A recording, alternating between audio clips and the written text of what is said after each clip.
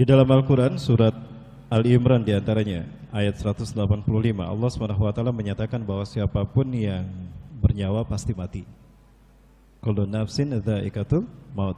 Ya, ini kata Allah, firman Allah. Setiap yang berjiwa pasti mati. Wa innama tuwaffawna ujurakum yaumal qiyamah. Ya. Dan sesungguhnya Allah akan mencukupkan pahala kalian pada hari kiamat nanti.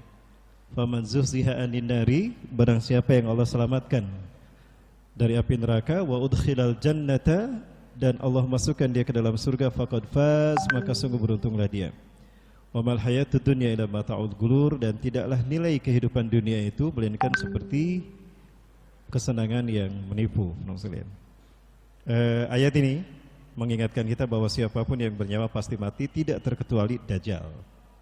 Kenapa Dajjal mati? Karena Dajjal makhluk. Dajjal ciptaan Allah, dia bukan Tuhan. Ya. Pada akhirnya manusia nanti akan tahu kalau Dajjal ini bukan manusia, bukan Tuhan. Dia manusia biasa seperti kita. Yaitu ketika Allah Subhanahu wa taala pertemukan dia dengan Nabi Isa alaihissalam. Kapan Allah pertemukan Nabi Isa dengan Dajjal? Ya. Ini ada satu kitab yang saya coba foto kamera, dan di sini ada satu hadis riwayat Imam At-Tirmidzi di mana Rasulullah SAW menyebutkan bahwa Nabi Isa bin Maryam akan membunuh Dajjal di Babi Lut. Ya, di pintu Lut. Lut itu nama satu tempat yang sekarang dikuasai Israel. Itu berjarak 13 mil dari Tel Aviv. Saya tidak sempat masuk karena memang dijaga oleh barikade polisi yang banyak sekali saat itu. Bus yang kita tumpangi hanya melewati saja. Ini daerah Tel Aviv. Nanti kita sebentar lagi akan masuk ke Lut, kata tour leadernya. Nah, di sanalah nanti ada tempat yang disebutkan Rasulullah, Dajjal akan dibunuh oleh Nabi Isa. Ya. Sebagaimana dalam hadis yang berikutnya juga, masih riwayat Imam At-Tirmidzi, ya, Isa bin Maryam akan membunuh Dajjal di gerbang Lut, sebuah kota 13 mil timur Tel Aviv, wilayah Palestina yang diduduki Israel. Kemudian juga ada hadis lain untuk menguatkan hadis yang tadi, masih dalam kitab yang sama. Saya Muhammad Ahmad Al-Mubayyad menukilkan juga hadis ini. Idba'asallahu al-Masih ibna Maryam. Ingatlah ketika Allah Subhanahu wa taala mengutus Isa bin Maryam, fayangzilu indal manaratil bayda, maka Isa bin Maryam kemudian turun di samping menara putih, Syarqiyah Dimasko, Damaskus Timur. Masjid bermenara putih di Damaskus Timur itu cuma satu. Itu Masjid Umawi. Disebut Masjid Umawi karena masjid ini dibangun oleh Muawiyah bin Abi Sufyan. Ya, dibangun oleh dinasti Umayyah, oleh Muawiyah bin Abi Sufyan. Kenapa Muawiyah bin Abi Sufyan membangun masjid di sana? Ada yang tahu? Ada door prize, Mas Rani? Door prize-nya ini yang bisa jawab, tisu. Ayo, penasaran, ada yang tahu kenapa Muawiyah bin Abi Sufyan pergi ke Suriah, ke Damaskus, dan mendeklarasikan berdirinya dinasti Umayyah, lalu membangun Masjid Umawi di sini? Ya, di dalam kitab Hasan wal Husain, Al-Hasan wal Husain rahimahullah, al-khabar lam tuzkar. Ya, Hasan Husain, cerita yang tidak dikabarkan. Di sana Syekh Hasan Al-Husaini menceritakan bahwa Abu Muslim, seorang tabi'in, datang kepada Muawiyah bin Abi Sufyan, bertanya pada Muawiyah, "Ya Muawiyah, inna nasa yubayuna aliyan imaman lana wa khalifatur rabi'ah lil muslimin min khulafai rasulin mahdin, falima tubayyuh?" Wahai Muawiyah, sesungguhnya kaum muslimin telah berbaiat kepada Ali bin Abi Thalib sebagai imam kita, sebagai khalifah dari khalifah keempat khulafur rasulin al-Mahdiyyin. Kenapa engkau tidak berbaiat kepadanya? Apa kata Muawiyah? Ya Aba Muslim, innaka ta'lam lianna Ali bin Abi Thalib li'annahu la yuhkimu man qatala ibna ammi. Utsman bin Affan. Wahai Abu Muslim, engkau tahu bahwa Ali bin Abi Thalib sampai hari ini belum menghukum sepupuku. Belum menghukum pembunuh sepupuku Utsman bin Affan. Padahal pembunuhnya Utsman bin Affan ini ada keliaran di sekitar kita. Kok dibiarkan? Itu yang membuat aku kecewa, maka aku tidak berbaiat padanya.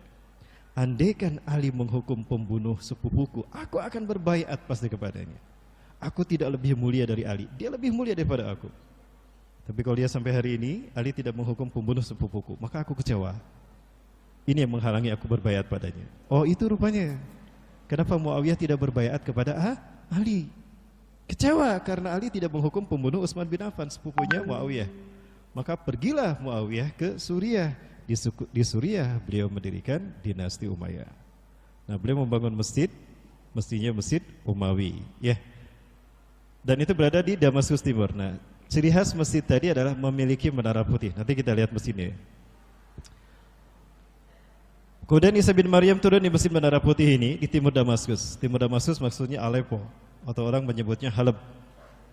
Baina marhudatain, menggunakan pakaian yang dicelup dengan dua warna kuning, yang marhudatain. Wadi'an kaffaihi ala ajnihatil malakain. Beliau menyimpan, meletakkan kedua tangannya pada sayap kedua malaikat. Jadi beliau turun landing dari langit ke bumi menggunakan sayap dua malaikat. Jadi tidak menggunakan helikopter, tidak menggunakan Apache, tidak, ya. Menggunakan sayap dua malaikat.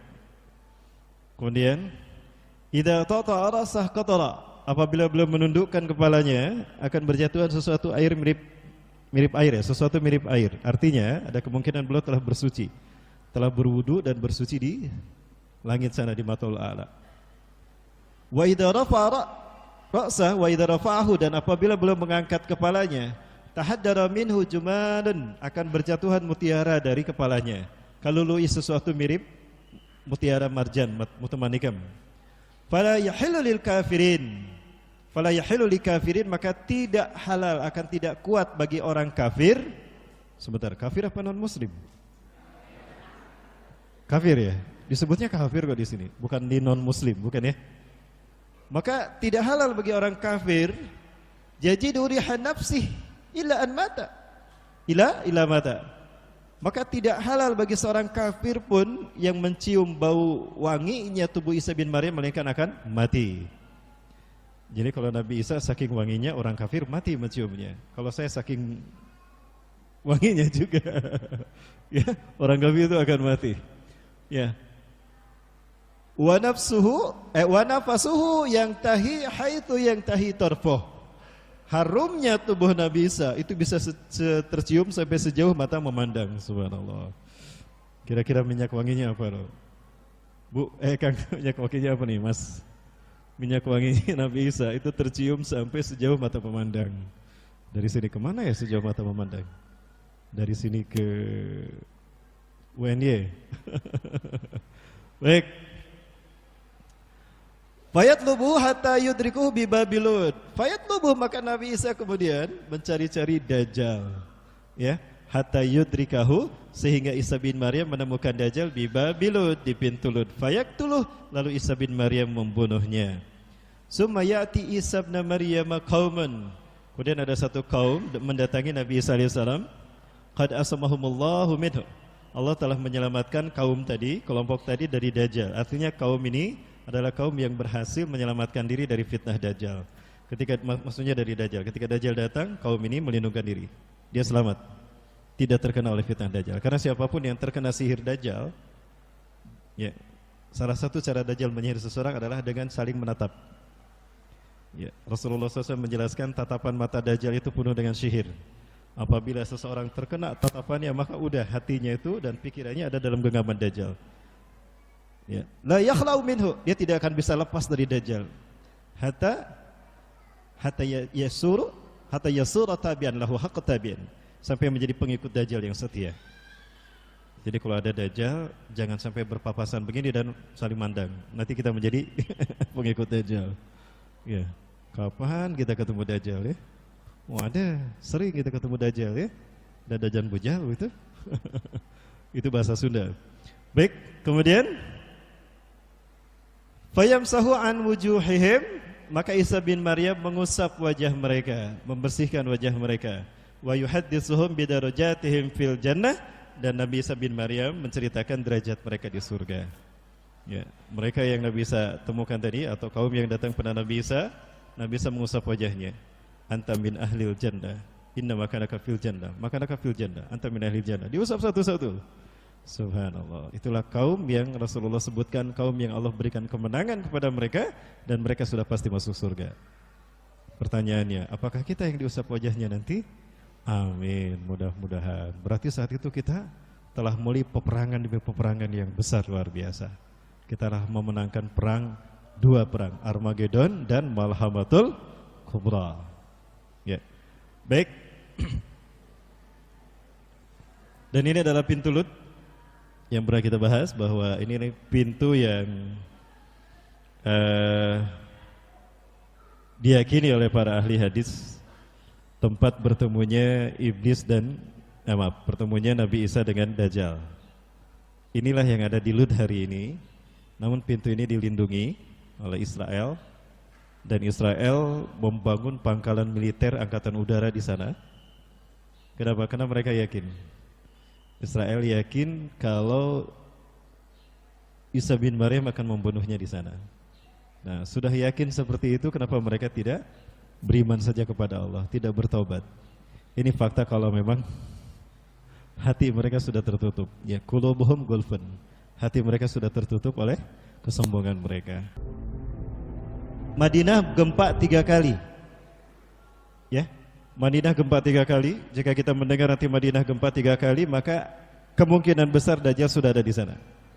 Goncang 3 kali, kemudian maka orang-orang kafir dan orang munafik kemudian keluar menghampiri Dajjal. Fayamkusul mu'minuna fi wasatil Madinah. Adapun orang-orang beriman akan bertahan di negeri Madinah, di kota Madinah. Nah, karena Dajjal tidak bisa memasuki Madinah, maka dia tinggal di bukit yang bergaram, fi makanin mulhid. Bukit bergaram ini dinamakan orang-orang Jabal Habsi. Kalau Bapak Ibu umrah biasanya diajak city tour keliling Madinah. Nah, nanti lewat Masjid Qiblatain, masjidnya Bani Salamah. Nah, di belakang Masjid Qiblatain itu kan ada gunung. Nah, itu gunungnya Jabal Habsi, gunung yang akan dinaiki oleh Dajjal nanti. Di gunung ini semua puncaknya dibangun dengan istana yang megah. Orang-orang menyebutnya istana raja. Ya, istana raja. Tapi para ahli hadis menyebutnya istana Dajjal, karena Dajjal akan naik ke bukit tadi. Ini juga satu hadis dari Imam Hakim dalam kitab Al-Mustadraknya yang menyebutkan ciri kalau Dajjal datang ke Madinah. Saat itu Masjid Nabawi terlihat seperti istana putih, karena Dajjal mengarahkan telunjuknya ke sana. Haraitum dari Kisral Abyad, apakah kalian melihat istana putih tadi? Itu adalah masjidnya Ahmad. Nah, artinya Masjid Nabawi ketika terlihat oleh Dajjal seperti istana putih. Sekarang, kemarin saya mendapatkan kiriman video dari kakak saya. Beliau menggambarkan tentang bagaimana orang-orang Kristen sekarang membicarakan Dajjal di gereja mereka masing-masing. Nanti pada asar saya perlihatkan ya, filmnya. Pada asar kan kita lanjut ya. Jadi mereka memahami betul bahwa Yesus yang mereka sembah selama ini bukan Yesus yang sesungguhnya. Ya, the God. Ya, kata mereka. Bagaimana bahasa Inggris ini? Tuhan yang kita yakini hari ini, kata mereka, is not true Jesus. Bukan Yesus yang sesungguhnya. Tapi Yesus yang kita sembah selama ini adalah antikris yang kita nanti pada saat datang lagi. Baik. Berikutnya, ini adalah 5 fase yang Rasulullah janjikan. Nah, peristiwa pertemuan Nabi Isa dan Dajjal itu di sini, para jemaah. Di masa transisi di sini, fase perpindahan dari fase di sini. Ini fase yang keempat, fase di mana Barat sekarang memimpin dunia, sistem Dajjal muncul, berkuasa merasuki semua bidang kehidupan kita. Tidak ada yang tidak dimasuki oleh sistem Dajjal. baik ekonomi, politik, sosial, budaya, bahkan ideologi sekalipun. Ideologi manusia hari ini berada pada puncak kulminasi dari sistem Dajjal, sehingga agama apapun nyaris terkotori oleh sistem Dajjal ini, hatta Islam sekalipun. Jadi kalau Islam terkotori oleh sistem Dajjal adalah banyaknya munculnya kelompok-kelompok sesat yang membuat manusia mengira, umat Islam mengira kalau itu adalah bagian dari Islam, padahal dia bukan bagian dari Islam. Ya, sekarang yang akan kita bahas itu insya Allah. Baik, nah di fase ini Dajjal sudah tidak ada, artinya Dajjal sudah mati. Ketika Dajjal mati, para muslimin yang dirahmati Allah, di mana pertemuannya? Pertemuannya adalah di tempat di mana Imam Mahdi, sang pembaharu yang disebutkan Rasulullah akan muncul 100 tahun setiap abad setelah Rasulullah wafat, itu bertemu dengan pasukan terbaiknya di mana? Di Aleppo. Nah, ini Aleppo. Para muslimin bisa lihat ada insert di sini. Nah, disinilah kaum muslimin berkumpul. Mereka adalah pertemuan umat Islam terbaik seluruh dunia, di mana muslim yang ada di seluruh dunia mereka menginduk kepada salah satu dari 3 kelompok besar. Yang pertama Ahlus Syam, yang kedua Ashabur Rati Sud Khurasan, dan yang ketiga Taifah Mansurah. Yang saya yakini Asia itu dipimpin oleh Indonesia. Yakin? Yakin Indonesia ya? Takbir dulu, Allahu Akbar. Saya takbirnya gini. Loh, gak apa-apa? Baik. Nah, kaum muslimin seluruh dunia menginduk pada 3 pasukan tadi. Berapa? 3 pasukan. 3 pasukan. Ahlus Syam dari Palestina dan Suriah, kedua dari Khurasan, dan ketiga dari Taifah Mansurah. Taifah Mansurah ini kemungkinan Indonesia. Ada satu tayangan yang sempat datang ke saya, dan ini terkait dengan persiapan Ashabur Rati Sud untuk menyambut kemenangan Islam. Ya, satu kabar gembira sampai ke HP saya bahwa Amerika, tanda petik CIA, mengumumkan pernyataan resminya. Ya, ini dari salah seorang juga dari Yogyakarta mengirimkan datanya, lalu saya cari betul bahwa direktur CIA yang seorang perempuan menyatakan kalau Usamah bin Laden dan Al-Qaeda tidak terlibat dalam penghancuran WTC. Kalau WTC dihancurkan oleh orang dalam Amerika sendiri. Ini dinyatakan 3 bulan yang lalu.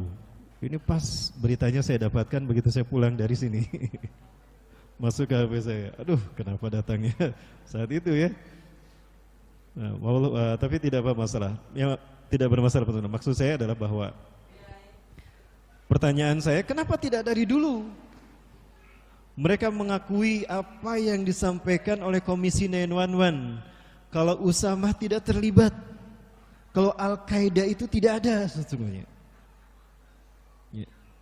Usamah bin Laden berada di mana ketika WTC terjadi? Usamah itu sedang dirawat di sebuah rumah sakit milik Amerika di Dubai.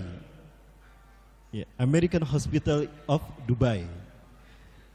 Saat itu beliau sedang dirawat karena gagal ginjal yang kononnya katanya berakhir dengan kematian beliau. Ya, dengan syahidnya beliau, mudah-mudahan beliau syahid ya. Nah, di depan rumah sakit Dubai ini ada kantor CIA. Di mana kantor ini lengkap dengan CCTV. Artinya keluar masuknya Usamah ke rumah sakit itu pasti ketahuan. Nah, ini yang membuat Komisi 911 menyatakan Usamah tidak terlibat. Apalagi ditanya memang Usamah tidak terlibat. Adapun orang yang dikatakan itu Usamah, itu orang yang mirip Usamah. Ya, dibikin mirip Usamah, lalu diwawancara seolah-olah dibikin pengakuan, padahal itu hoax. Ya. Kemudian Al-Qaeda juga sama sebetulnya tidak ada. Ya. Al-Qaeda itu diambil oleh Amerika, dicatut dari nama sebuah gedung yang dibikin oleh Usamah bin Laden di Somalia. Usamah bin Laden itu melihat ketika beliau sudah mulai menyadari ada wajibnya kebangkit jihad membela negara kaum muslimin, itu membagi-bagikan bantuan ke semua negara yang ditekan dan dijajah oleh Barat, terutama Amerika. Nah, ternyata bantuan ini mendapatkan respon yang cukup luar biasa dari seluruh dunia Islam. Maka Usamah kewalahan dalam hal memanagenya. Maka dibikinlah kantor pusat administrasi pengelolaan bantuan ke negara-negara tadi. Maka dibikinlah kantor sebagai sistem administrasinya, manajemennya. Di Somalia, gedungnya bertuliskan Al-Qaeda. Nah, dicatut nama tadi, disebutlah gerakan Usamah ini Al-Qaeda. Padahal tidak ada. Yang pada akhirnya dibesar-besarkan, ya udahlah, mereka menjadi Al-Qaeda.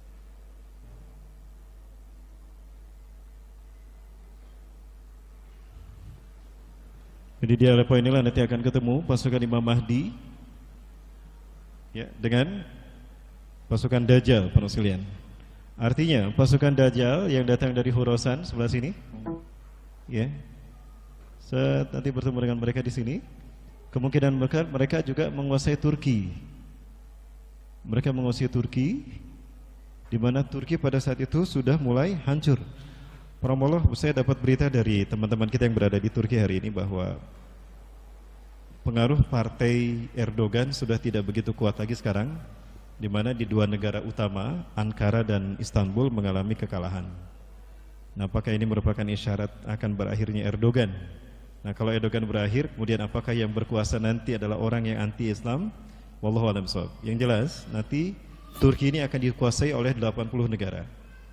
Rasulullah SAW menyebutkan bahwa mereka nanti yang ziluna wa ya'tuna tahta samanuna raya. Mereka akan datang di bawah 80 panji. 80 panji artinya 80 bendera. 80 bendera berarti 80 negara. Walikuli royatin isna asar alaf junudan. Setiap bendera 12.000 pasukan. Berarti 960.000 orang akan menjadi pasukan Dajjal. Pasukan Hizbus Syaitan. Nah, bertemu dengan pasukan Imam Mahdi di sini. Nah, ketika pertempuran itu terjadi, mereka yang 80 panji tadi kalah. Sehingga Turki kemudian dikuasai oleh pasukan kaum muslimin. Ya, sebentar mau saya gambarkan. Mereka menguasai Turki dengan 80 negara, 80 panji. Ya, satu panji 12.000 berarti 960 orang. Ya, 960 pasukan. Ini Halab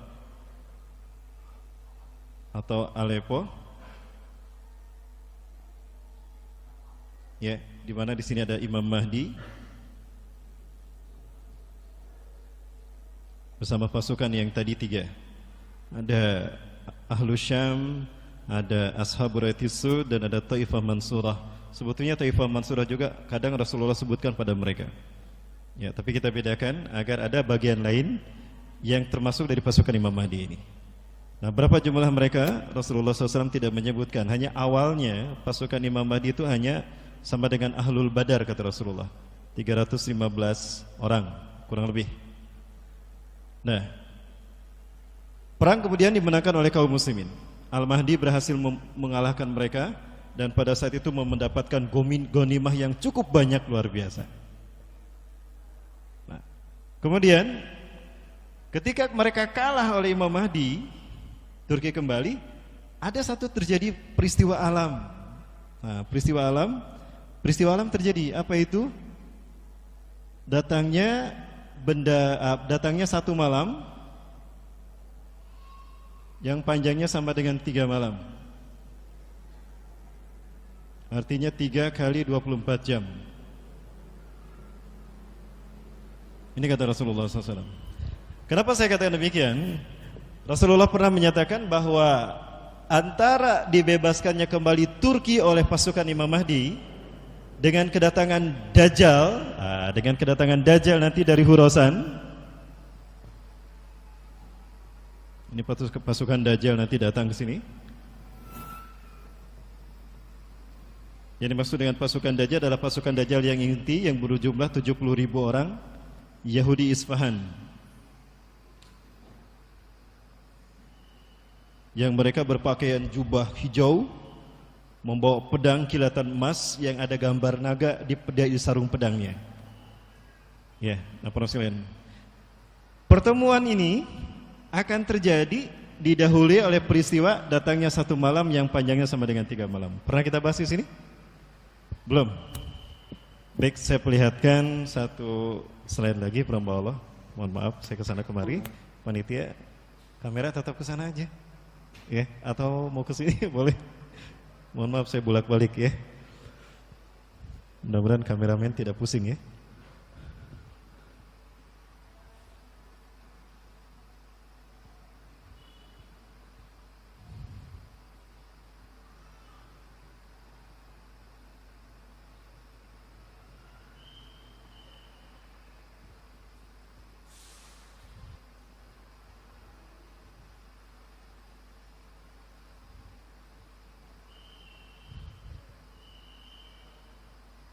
Ini pernah saya bahas di Pekanbaru terkait dengan 10 tanda besar hari kiamat ya. Saya bahas dengan Ustaz Zulkifli Ali waktu itu. Ini ada 10 tanda besar kejadian hari kiamat, para Allah. Nah, yang pertama saya cantumkan terbitnya matahari dari barat. Ini berdasarkan hadis riwayat Imam Ahmad dari Huzaifah bin Usaid.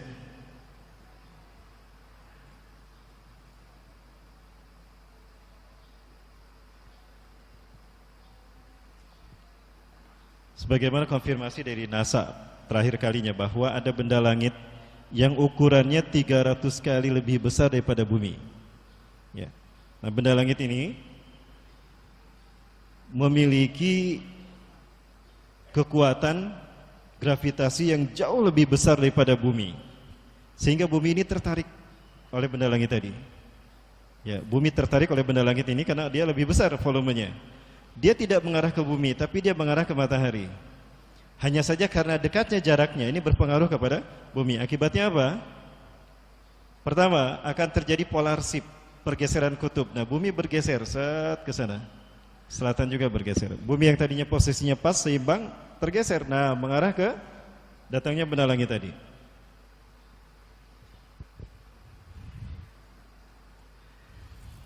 Hal ini mengakibatkan ada banyak peristiwa besar yang terjadi. Yang pertama, terjadinya perpanjangan waktu 3 kali 24 jam. Ya. Ini sesuai dengan hadis Rasulullah tadi, sayati alaikum lailun tuluha kasalasati layalin, akan datang kepada kalian satu malam yang panjangnya sama dengan 3 malam. Ya. Apakah kita yang akan mengalaminya? Kalau kita berumur panjang 10 tahun ke depan atau 5 tahun ke depan, barangkali saya memperkirakan kita mengalaminya. Ya, kenapa saya yakin kita mengalaminya sampai 5 tahun ke depan? Karena 5 tahun lagi Dajjal sudah mati ya. Perkiraan kita berdasarkan 100 tahun hadis Rasulullah tadi kebangkitan Islam ya. Nah, pada saat itu kenapa kenapa mengalami perpanjangan waktu? Karena matahari tidak terbit. Kenapa matahari tidak terbit, para sekalian? Ada efek lain yang ditimbulkan oleh benda langit tadi. Ya. Pertukaran musim ini sudah pasti terjadi, ya. Karena kutub bergeser, utara bergeser, selatan bergeser, akan terjadi pertukaran musim. Ini ada satu fakta empiris yang membuat saya kaget juga, subhanallah. PBB mengumumkan bahwa akan terjadi pemanasan global menjelang tahun 2100 ke depan. Ya. Dan ini diperta di Australia hari ini. Ya, beberapa bulan ke belakang, maaf 3 bulan ke belakang atau 2 bulan ke belakang, banyak dijumpai di pantai-pantai Australia, terutama di Canberra. Ya, itu banyak ikan-ikan mati, ratusan ikan mati karena air laut yang dangkal itu mendidih. Saking panasnya suhu pada saat itu. Ini kemarau terparah sepanjang Australia mengalaminya, perhamba Allah. Ini diberitakan dalam beberapa kantor berita Canberra, kemudian juga di Liputan 6, di Kompas juga ditayangkan. Nah, di saat yang sama, kalau Australia di bawah kan, Australia di bawah, Amerika di atas, Nah, di saat yang sama, ini faktanya para sekalian, curug air terjun Niagara beku luar biasa. Ya, sampai air yang menguapnya terciprat kembali pun itu mengalami pembekuan, saking keringnya. Ya, diberitakan demikian. Ini yang disebut dengan polar shift, pergeseran kutub yang mengakibatkan perubahan iklim, climate change. Ya. Artinya terjadi dua suhu yang ekstrim. Di Australia dia mengalami dingin, panas yang luar biasa, sementara di Amerika curug Niagara mengalami pembekuan. Ini curug Niagara di malam hari. Ya. Itu diakibatkan oleh tadi terdapatnya pergeseran kutub terjadi karena benda langit tadi, penambah Allah. Benda langit ini orang-orang menamakannya Nibiru atau planet X. Nah, kemudian apa lagi yang terjadi? Ketika benda langit ini datang, karena gravitasinya lebih besar, maka magnet bumi tertarik oleh benda langit ini. Artinya bumi akan melemaskan magnetnya sehingga bumi akan kehilangan teknologi. Ya, sesuai dengan hadis Rasulullah, suma'atum ila ma bada'tum, suma'atum ila ma bada'tum, suma'atum ila ma bada'tum. Kalian akan kembali ke zaman kalian datang pertama kali tanpa teknologi. Ya. Maka dari itu kalau punya HP jangan terlalu mahal, nanti enggak berfungsi. Punya mobil jangan terlalu bagus, nanti enggak maju. Ya, teknologi hilang Bapak Ibu. Bahkan tidak ada listrik nanti. Kita kembali ke zaman unta. Kita kembali hidup seperti dahulu. Hal ini yang kemudian menjadi inspirasi buat kami. Kami di Jawa Barat sedang mempersiapkan kampung akhir zaman. Ya, saya suka ditanya sama Ustadz Zul, gimana udah bikin belum Ustadz? Ya, insya Allah saya bikin Ustadz. Kalau Ustadz Zul sudah siapkan ada satu kampung akhir zaman. Artinya nanti kalau terjadi chaos pasca 17 April nanti, kita ngungsi ke sana demi menjaga diri ya.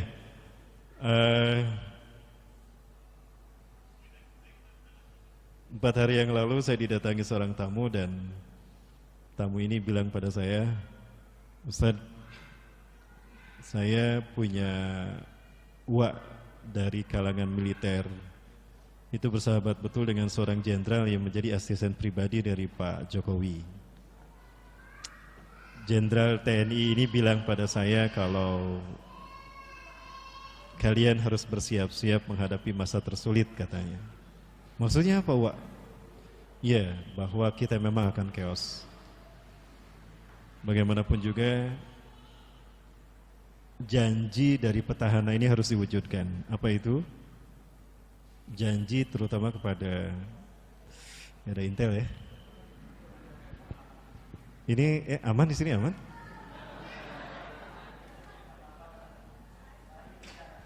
Paling penjara ya. Kalau saya di penjara nanti semuanya ikut ya.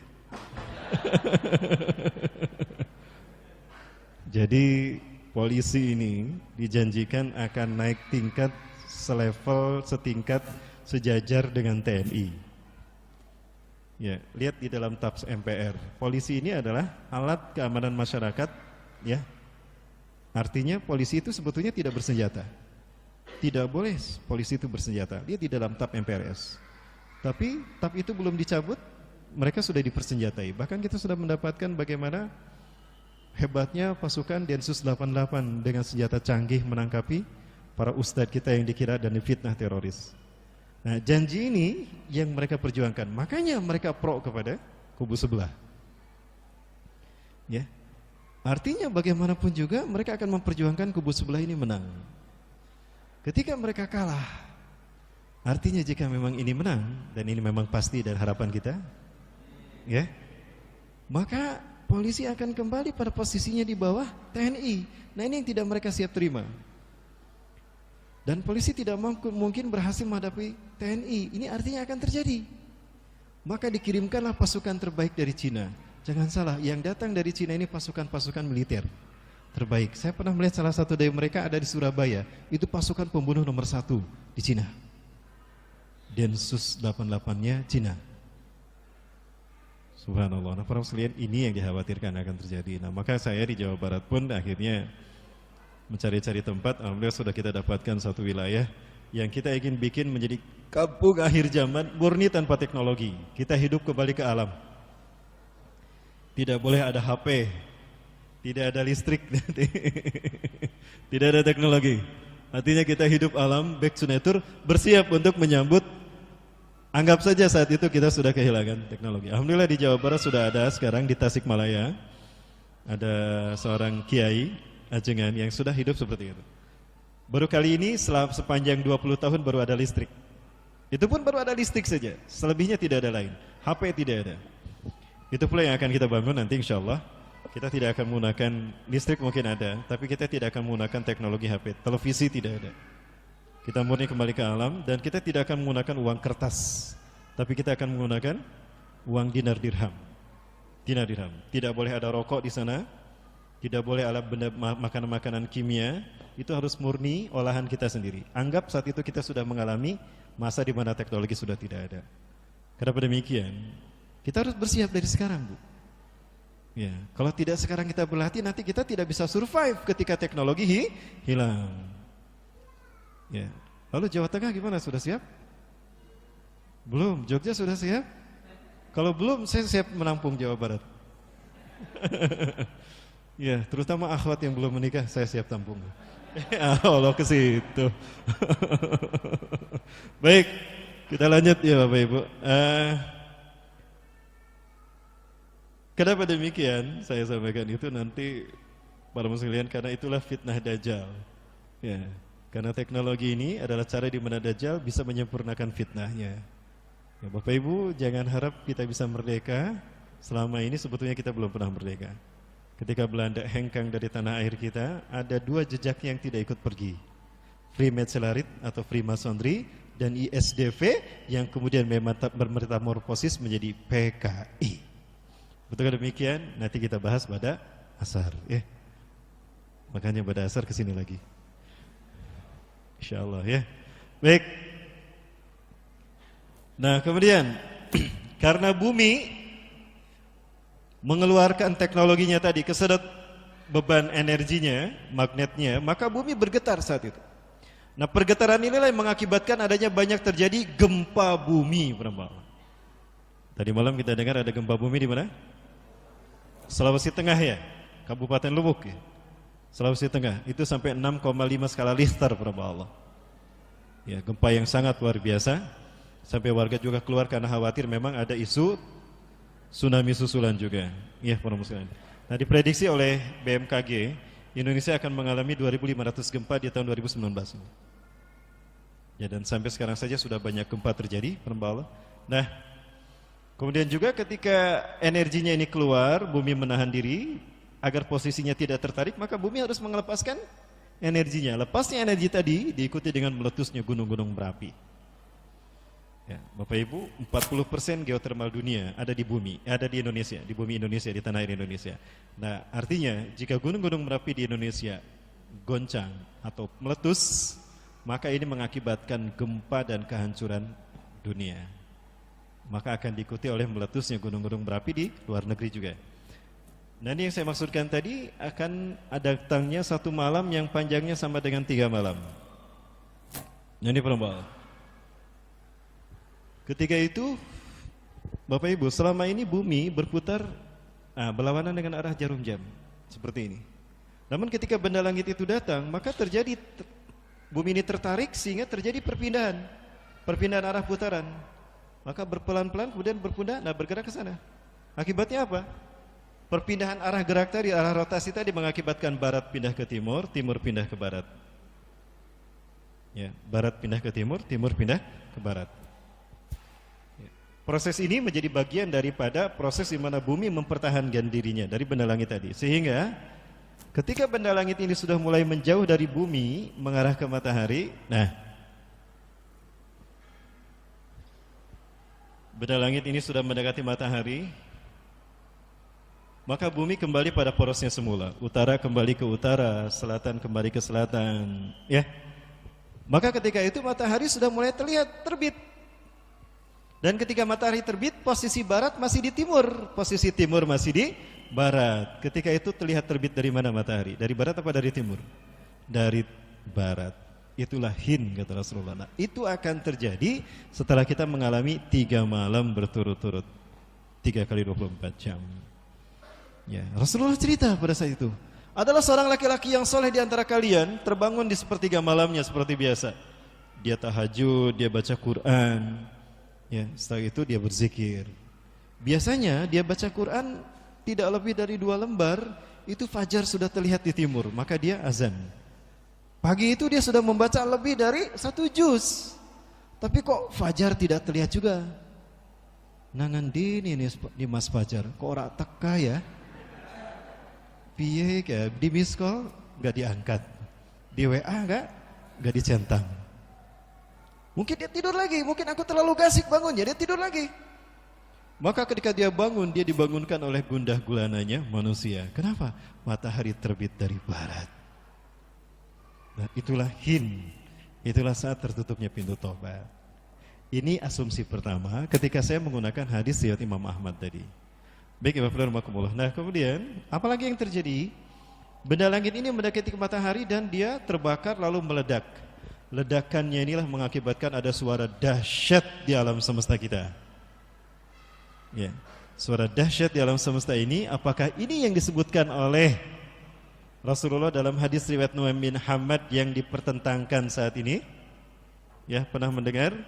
Di pertengahan Ramadan, apabila Ramadannya 15 Ramadan atau pertengahan Ramadan bertepatan dengan hari Jumat, tapi hadisnya dhaif menurut para ulama ahli hadis kontemporer.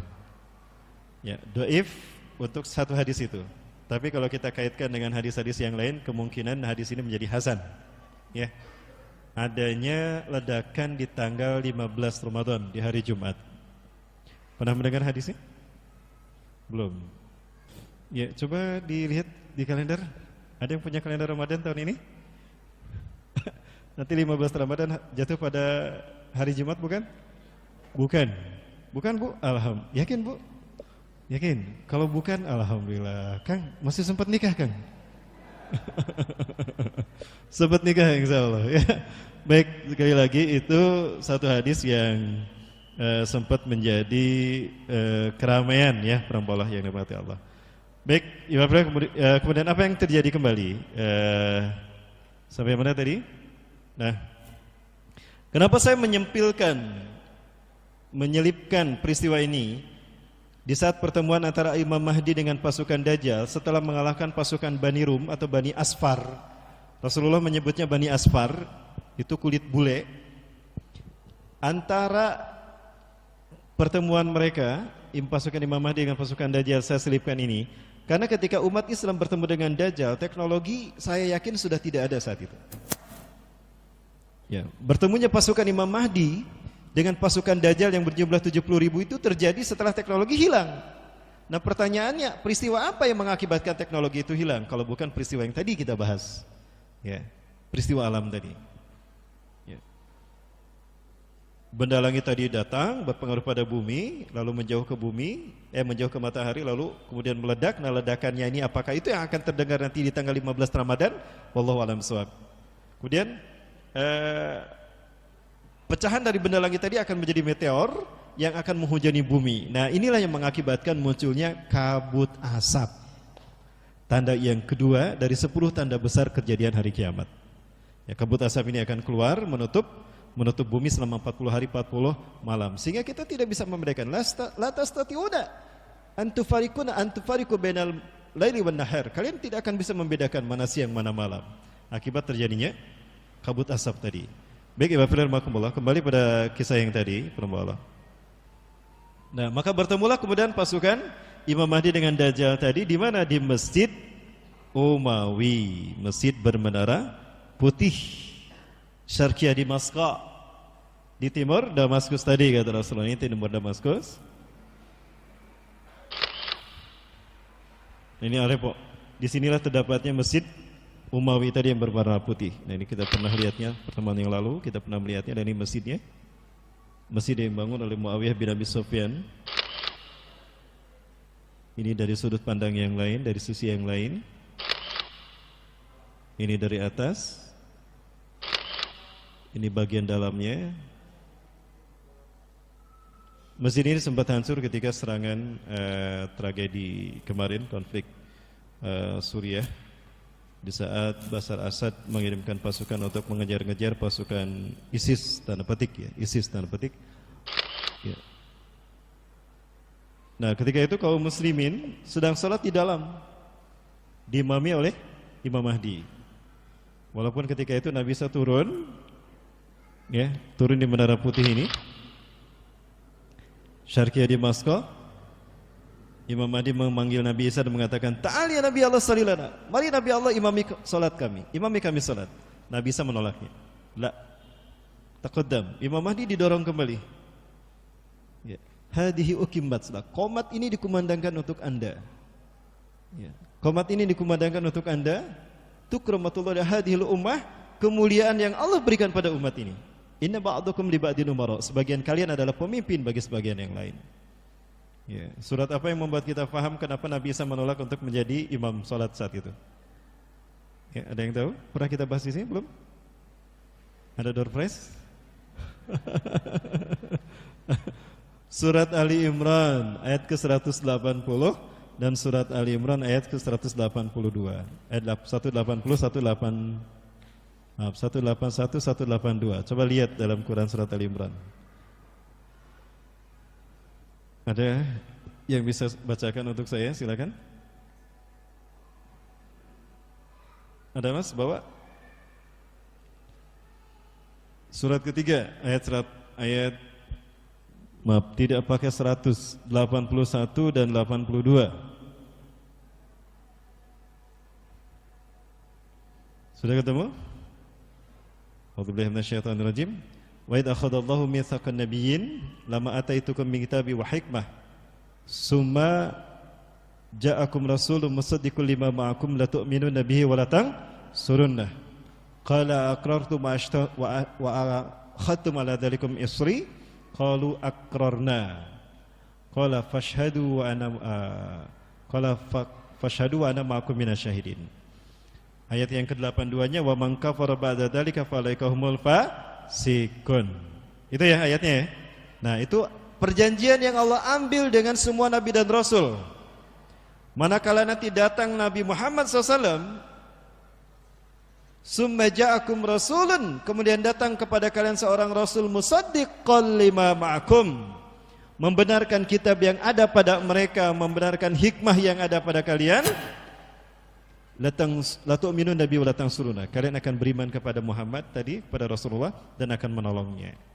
Apakah kalian mengambil ini, kata Allah? Qalu aqrarna, kami mengambilnya. Fasyhadu wa ana ma'akum minasyahidin, kata Allah. Saksikan, aku pun menyaksikan bersama kalian. Nah, yang kedua, ayat ke-82-nya, Allah ancam siapapun nabi yang tidak menjadi pengikut Nabi Muhammad saat itu fasik. Allahu Akbar. Para nabi saja jika tidak mengikuti sunnah Rasulullah fasik, apalagi kita. Betul? Ya, kalau Nabi fasik berarti kita wasyik banget. Ya, Masya Allah. Baik. Nah, itu alasan kenapa Nabi Isa tidak menjadi imam sholat.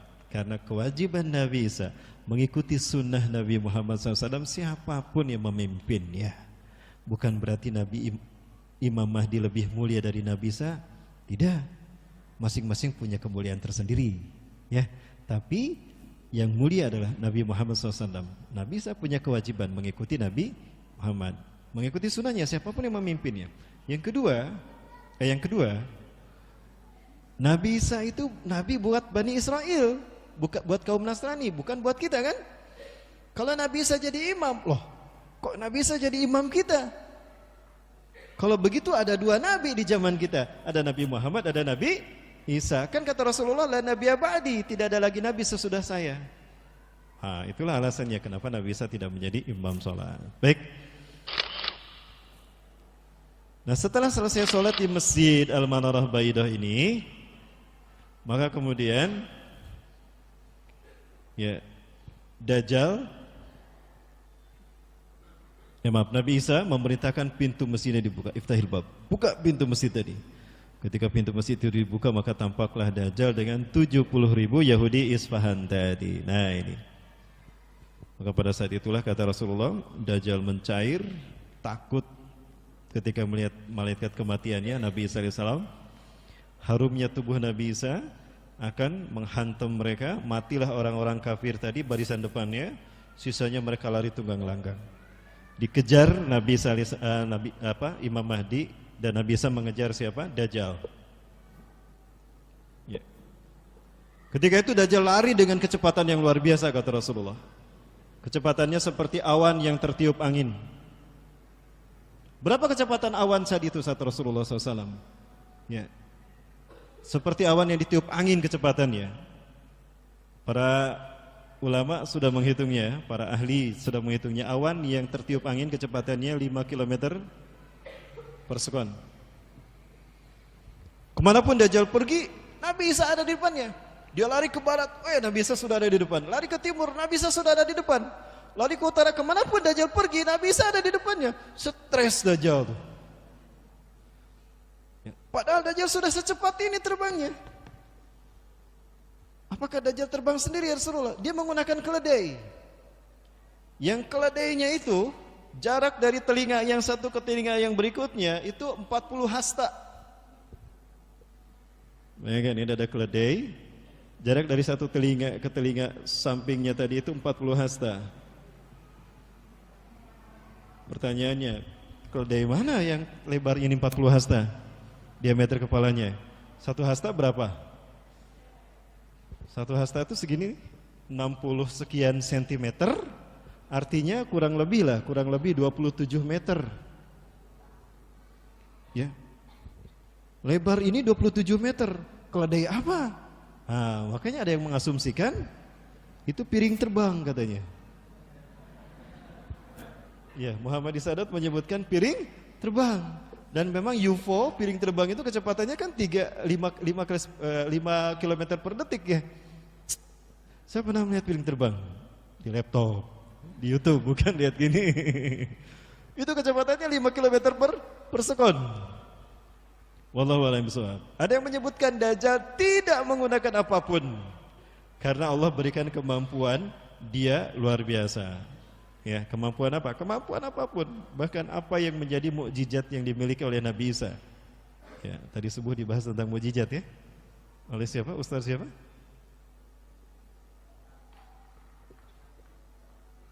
Ustaz Ransi. Ustaz Ransi ya. Beliau dari Padang ya? Bukan dari Jogja, bukan. Dari Riau. Ustaz Ransi namanya, Bu. Ransi. Ya, nanti saya tanya lah, saya ngobrol ya. Baik, nah adapun pasukan 70.000 tadi itu mati ketika pertemuan dengan Nabi Isa tadi. Ketika pintunya dibuka, harumnya tubuh Nabi Isa menghabisi pasukan depannya tuh. Langsung mereka mati saat itu juga. Sisanya mereka lari tunggang langgang. Nah mereka inilah yang kemudian bersembunyi di balik batu dan pohon. Maka ketika itu batu dan pohon berbicara, "Hei muslim mumin, sini di belakang saya ada Yahudi, bunuhlah dia." Nah, iwafilah, kita percepat, masih ada waktu? Masih, ya. Nah, sampai Dajjal kemudian terdampar di pintu Lud. Nah, disinilah Dajjal dibunuh oleh Nabi Isa alaihissalam. Dajjal sudah tidak bisa kemana-mana lagi saat itu.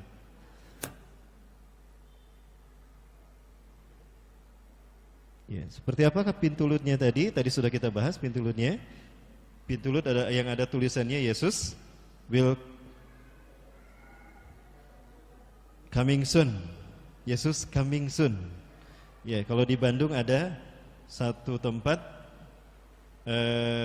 bertuliskan kambing soon. Ternyata itu kafe. Saya kira itu pintu Lut. Saya bawa pedang. Kirain ini ada pintu Lut. Dia ternyata kambing soon. Itu kafe. Ya. Baik, Imam Rahmatullah. Nah, setelah Dajjal dibunuh di sini, kemudian Allah Subhanahu wa taala membukakan semua tabir yang menghalangi kaum muslimin dengan pasukan Yahudi. 70.000 tadi. Para ulama yang dirahmati Allah, saat ini orang-orang Yahudi mereka sedang bereforia menyambut keputusan PBB. Di mana PBB sekarang sudah memutuskan solusi satu-satunya untuk konflik Palestina Israel itu adalah dua negara. Nah, dua negaranya ini. Karena ini bukan keinginan kita. Kalau ini keinginan kita, kalau ini bukan keinginan kita. Dua negara, di mana Kita masuk ke West Bank, ke sebelah kanan itu ada Ramallah. Ramallah itu akan menjadi ibu kota Palestina. Kalau ke kiri itu ke Yerusalem, itu akan menjadi ibu kota Israel. Ini tentu merugikan kita. Kenapa? Karena Israel akan mengambil alih Masjidil Aqsa dari kita, perhamba Allah.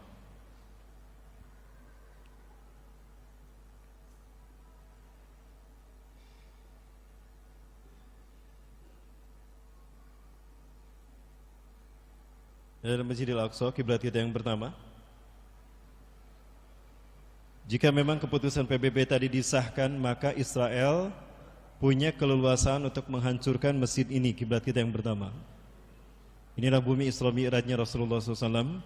Disinilah Rasulullah bertemu dengan 1.500 Nabi dan Rasul dari Bani Israel. Ya, Rasulullah mengimami sholat mereka di bawah lantai ini. Nah, di sini di bawah lantai ini sebetulnya ada, di bawah lantai masjid ini pun ada masjid lagi. Itu namanya Masjid Marwani. Nah, itulah masjid yang digunakan Rasulullah saat mengimami para nabi dan rasul. Dan ini kiblat kita yang pertama sejak Isra Mi'raj sampai 16 atau 17 bulan berikutnya. Para hamba yang dirahmati Allah, apabila masjid ini dikuasai dan tadi keputusan PBB sudah dicanangkan, maka masjid ini akan dihancurkan. Lupakah kita sekarang para pemuda-pemudi Zionis Yahudi sedang berupaya untuk menghancurkan masjid ini? Karena mereka ingin segera membangun Bait Sulaiman mereka. Ini Bait Sulaiman, ya, Solomon Temple yang akan mereka bangun untuk menyambut iblis dan Dajjal. Kalau ini tegak sementara kita masih hidup, artinya kita sudah tidak punya arti iman sama sekali. Na'udzubillah. Kenapa? Karena saat itu Dajjal dan iblis menyatakan menang terhadap Islam dan para nabi dan rasul kalah. Ini agenda mereka. Ya. Baik, saya perlihatkan bagaimana para pemuda Yahudi, mereka sekarang sedang euforia menyambut, ya, para Allah. Sudah ada yang tahu siapa yang terpilih menjadi Perdana Menteri Israel? Benyamin Netanyahu terpilih kembali untuk menjadi Perdana Menteri di periode yang keempat. Dulu 2 kali, lalu diselingi oleh Ehud Barak, kemudian oleh Ariel Sharon, lalu Ehud Olmert, kemudian dia menguasai kembali Israel dan sekarang beliau terpilih lagi. Para sekalian, targetnya gila, para Allah. Mereka akan menghabisi kaum muslimin di Gaza. Itu target mereka. Ya, ketika saya melihat kampanye mereka ngeri. Semuanya, isu utamanya adalah membantai Palestina di jalur Gaza. Ini kandidat yang kemarin berlomba dalam perebutan kursi Perdana Menteri. Paling atas ada Benyamin Netanyahu. Ya, Benyamin Netanyahu. Netanyahu apa? Setanyahu. Ya, Israel bukan negara untuk mereka, Palestina. Israel adalah negara milik bangsa Yahudi saja, tidak ada yang lain, itu kata dia. Ya, Gantz, dia mengatakan 6.231 target sudah kami hancurkan. Sebagian besar area di Gaza telah kami paksa kembali hidup di zaman batu. Hari ini, para sekalian, Israel hanya memiliki 10% air bersih saja. 90% air bersih yang ada itu diracun oleh mereka. Sudah terkontaminasi zat kimia. Tidak sedikit dari anak-anak terutama yang terkena dehidrasi, kemudian mereka mengalami gangguan pencernaan karena keracunan air. Tidak ada air bersih di sana. Ini kejahatan dari mereka. Ya, kemudian listrik itu dalam sebulan hanya beberapa hari saja. Ya, 2 minggu, 3 mingguan lebih itu mereka tidak mendapatkan listrik. Kemudian Lieberman, siapapun yang berani melawan kami layak untuk kami penggal kepalanya dengan kampak. Ya, ini adalah mantan Menteri Angkatan Darat dari Israel. Kemudian Ayanet Sekit, dia mengatakan apa sulitnya untuk kita semua memahami bahwa seluruh orang Palestina adalah musuh. Begitulah Bennett juga sama, dia tidak merasa berdosa ketika membantai orang-orang Arab. Maksudnya orang-orang Islam Palestina, inilah mereka. Ya, ini alasan kenapa Rasulullah mengatakan bahwa mereka akan diperangi. Mereka pasti akan diperangi. Karena memang mereka ancaman bukan hanya buat umat Islam Palestina, tapi buat seluruh manusia. Baik, pertanyaannya, kapan mereka diperangi? Itu dia. Ada yang tahu kapan mereka akan diperangi? Tidak lama lagi penuh sekalian mereka akan diperangi oleh kaum muslimin. Mudah-mudahan saya termasuk yang memerangi mereka. Termasuk kita ya. Udah siap? Udah punya apa mas? Baik. Kita lihat Quran sekarang. Di dalam Al-Quran surat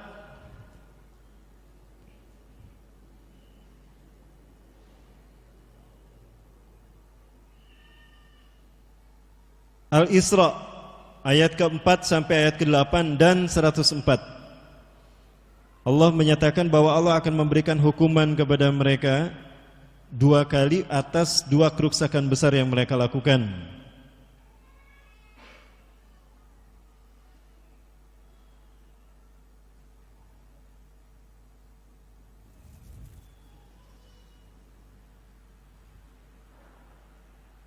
Nah, di dalam ayat yang keempat Allah menyatakan, A'udzubillahi minasyaitonirrajim. Wa qadaina ila bani Israila fil kitabi la tufsiduna fil ardi marratain.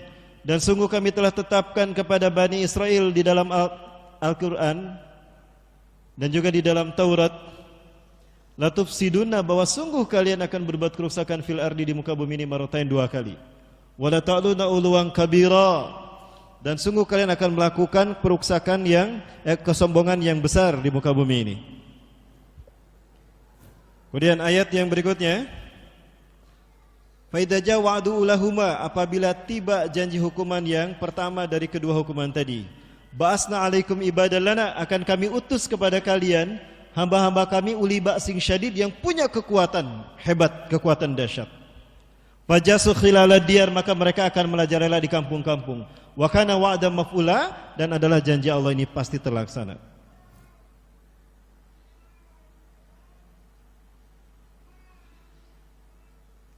Tsumma radadnakumul karrah wa amdadnakum bi amwali wa banin. Kemudian kami ulangi bagi kalian kesempatan untuk karrah, kesempatan untuk menguasai Palestina.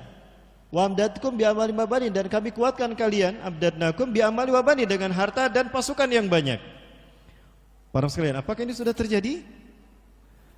Ibadillah rahimakumullah. Punten. Pada tahun 1917 Sir Atul Balfour mengeluarkan resolusi yang isinya memberikan izin bagi Yahudi masuk ke Palestina. Maka sejak saat itu, ketika ini ditandatangani, disampaikan, sejak saat itu 2.000 orang Yahudi masuk ke Palestina setiap bulannya. Maka terjadilah perebutan wilayah. Iya, setiap bulan itu wilayah Palestina berkurang karena 1.000 orang Yahudi datang, dirampas itu tanah milik kaum muslimin Palestina, yang bertahan mereka dibantai. Lalu diratakan rumahnya, dibangunlah pemukiman Yahudi sampai hari ini. Dan bahkan mereka membuat sebuah benteng yang membatasi Palestina dengan Israel yang panjangnya 715 km. Ya, tingginya 8 meter, tebalnya 1 meter. Inilah dinding yang membatasi kemudian Palestina dan Israel. Hari ini belum selesai. Mereka terus melakukan, dan sekarang mereka sedang serius menggarap dataran tinggi Golan. Ya, Amerika, Donald Trump sudah mengatakan bahwa dataran tinggi Golan itu milik Israel. Ibadillah. Nah, kemudian pada Perang Dunia Kedua 1942 ya kalau tidak salah. 42 apa 40 berapa? 42 ya. Nah, pada tahun 1942 Perang Dunia terjadi. Hitler saat itu menawan 5.000 orang Yahudi. Lalu Hitler mengirim surat kepada pimpinan Yahudi, kalau tidak salah Theodor Herzl, ke Eropa. Aku menawan 5.000 bangsa kalian. Nah, aku minta kalian menebusnya sekian juta pound sterling. Aku kasih waktu tenggat sampai tanggal sekian. Jika tidak, kami akan menghabisi mereka. Nah, dikirimlah utusan dari Israel untuk melihat mereka. Ketika dilihat ternyata kakek-kakek, nenek-nenek, bapak-bapak, ibu-ibu, anak-anak. Oh, kami tidak butuh mereka. Yang mereka ambil itu hanya pemuda saja dan pemudi. Karena kami butuh mereka untuk mendirikan negara Israel, merebut tanah Palestina, mendirikan negara Israel. Maka sisanya hampir 5.000, yang dibawa cuma beberapa saja, pemuda saja. Ya, itu sekitar 4.000, ya hampir kurang lebih 5.000 orang. Silakan, kami tidak butuh itu, kata pemerintah Israel. Yang kami butuhkan para pemuda. Silakan saja kalau mau dibantai. Benar nih, gak akan ditebus, kata Hitler tuh. Enggak, kami bantai loh. Iya gak apa-apa, silakan aja, kami tidak butuh. Maka dibantailah 5.000 orang Yahudi tadi sama Hitler. Peristiwa itu terkenal dengan peristiwa apa? Peristiwa apa? Gimana nulisnya? Holocaust, gitu ya nulisnya. Holocaust lah. Ya istilahnya mah itulah Holocaust ya. Nggak tahu nulisnya kayak gimana. Holocaust. Oh, dunia jahat pada kami Yahudi. Nah itu. Lalu mereka manfaatkan untuk meratapi dan menyalahkan dunia. Kalian telah membantai kami, bangsa Yahudi. Kamilah yang menjadi korban dari kejahatan dunia. Maka dunia harus memberikan sanksi pada siapapun pembantai kami. Kalau tidak, kami minta kompensasi. Maka apa yang terjadi? Mengalirlah dana kepada mereka Israel dalam jumlah besar dan juga pasukan dalam jumlah besar. Wa amdadnakum bi amwalin wa banin, dan kami kuatkan kalian dengan harta dan pasukan yang banyak. Ya, maka itulah strategi mereka pada akhirnya. 6 tahun kemudian 1948 mereka memproklamirkan berdirinya Israel. Tepatnya tanggal 14 atau 15 Mei. Ya, 15 Mei 1948. Ini bertepatan dengan 1367 Hijriah. Tapi lupakah kita bahwa ini adalah awal kehancuran Israel? Kalau ini awal kehancuran Israel, lalu hancurnya kapan? Mau kita hitung? Kita hitung sama-sama ya, para muslimin. Saya kembali ke kursi, nggak apa-apa, kameramen? Ya, bentar saya bolak-balikan apa papan tulis di sana. Baik ya, Fila. Pernah dengar bagaimana komitmen Obama membantu Israel? Perhamba Allah, coba saya perlihatkan. Ini komitmen ya, bukti dari apa yang Allah firmankan sepertinya. Ya, Israel mendapatkan bantuan besar dari Amerika Serikat.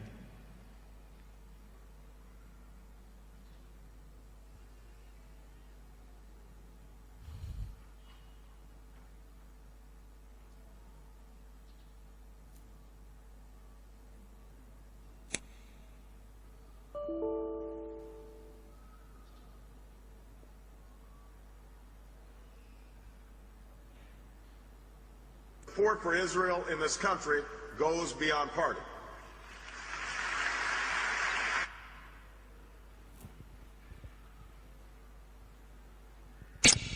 Hamas now controls Gaza. Hezbollah has tightened its grip on southern Lebanon, and it's flexing its muscles in Beirut. Because of the war in Iraq, Iran, which always posed a greater threat to Israel than Iraq, is emboldened and poses the greatest strategic challenge to the United States and Israel in the Middle East in a generation. Iraq is unstable, and Al-Qaeda has stepped up its recruitment. Israel's quest for peace with its neighbors has stalled, despite the heavy burdens borne by the Israeli people. And America is more isolated in the region, reducing our strength and jeopardizing Israel's safety.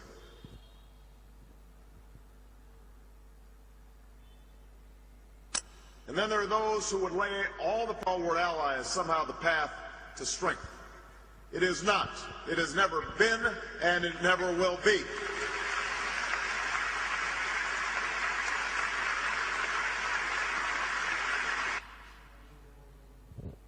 Jadi Bapak memastikan akan membantu Israel dengan mengucurkan dana 30 miliar. Those who threaten Israel threaten us. Israel has always faced these threats on the front lines, and I will bring to the White House an unshakable commitment to Israel's security. That starts with ensuring Israel's qualitative military advantage.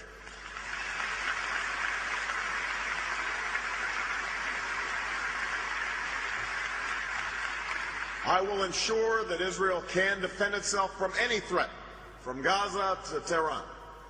Defense cooperation between the United States and Israel is a model of success, and it must be deepened. As President, I will implement a memorandum of understanding that provides $30 billion in assistance to Israel over the next decade, investments to Israel's security that will not be tied to any other nation. Nah, ini satu fakta, bagaimana Israel mendapatkan bantuan dana yang luar biasa. Nah, para Allah nikmati Allah, kerusakan pertama sudah mereka lakukan. Ketika dulu di zaman sepeninggal Nabi Sulaiman, mereka pecah menjadi dua. Ada yang di utara, ada yang selatan. Yang di utara dipimpin oleh Yarbaam, anaknya Nabi Sulaiman. Yang di selatan dipimpin oleh Rahbaam, keponakan Nabi Sulaiman. Tapi mereka sepeninggal Nabi Sulaiman berperang terus. Bahkan mereka melakukan kemaksiatan mengotori kesucian Al-Quds, Palestina, Yerusalem, Masjidil Aqsa. Allah tegur mereka dengan diutuskannya para nabi dan rasul. Ternyata para nabi dan rasul bukannya mereka dengarkan, tapi mereka tangkap dan mereka bunuh. Nabi Daniel, Nabi Yeremia, kemudian banyak nabi-nabi, Nabi Samuel juga mereka bunuh. Bahkan Nabi Samuel tadi dibahas ya. Nabi Samuel itu nabi yang luar biasa, bisa menjinakkan singa. Dia dipenjara oleh Raja Romawi, ya. Kemudian dimasukkan singa ke dalamnya dengan maksud agar singa tadi memakannya Nabi Samuel. Bukannya dimakan tuh Nabi Samuel sama singa. Malah singanya yang akrab dengan Nabi Samuel. Jadi bersahabat mereka. Ya. Maka dari situ menjadi inspirasi banyak orang yang memelihara singa sekarang. Ya, dijinakan. Jadi sirkus ya para Allah. Nah, para Allah sekarang nikmati Allah. Itu Allah hukum mereka kemudian dengan 3 bangsa besar, Mesir, Syria dan Kaldani. Hancur istana mereka kecuali dinding ratapan itu. Satu dinding yang tersisa kemudian dijadikan dinding ratapan oleh Israel atau Haitul Mabga, Wailing Wall. Rasulullah menyebutnya Haitul Buraq karena buraq ditambatkan di sana. Nah, kerusakan yang kedua sebentar lagi akan mereka hancurkan. Yaitu tadi saya memandang kerusakan yang kedua adalah mereka akan menghancurkan kiblat kita yang pertama, Masjidil Aqsa. Dan akan mereka ganti dengan Bait Sulaiman atau Haikal Sulaiman untuk menyambut the God who's waited, Tuhan yang mereka tunggu-tunggu, yaitu Dajjal. Nah, jika itu terjadi para sekalian, Allah akan kirimkan kembali 3 pasukan besar untuk menghukum mereka agar mereka habis sehabis-habisnya. Siapa 3 pasukan besar tadi? Kan sudah ditulis tadi para Allah. Siapa? Ahlu Syam, Ashabul Tisu dari Khurasan, dan Taifaman Surah. Inilah yang akan menghabiskan mereka. Kapan itu akan terjadi? Iwafilah, ini satu analisa saja. Ya, wallahu a'lam, yang benar hanya Allah yang tahu. Ya, sebenarnya seperti apa hanya Allah yang tahu. Ini saya perlihatkan.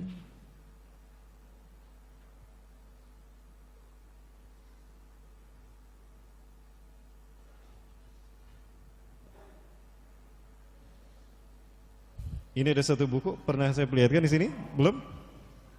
Ini ada buku yang ditulis oleh Profesor oleh Dr. Bassam Nahajarar. Beliau adalah seorang Muslim Palestina, pejuang Gaza, pejuang Palestina, Hamas, dari distrik Jarar, kelahiran distrik Jarar. Beliau membuat sebuah buku yang beliau tulis lama, lalu dibukukan ketika beliau berada di Libanon.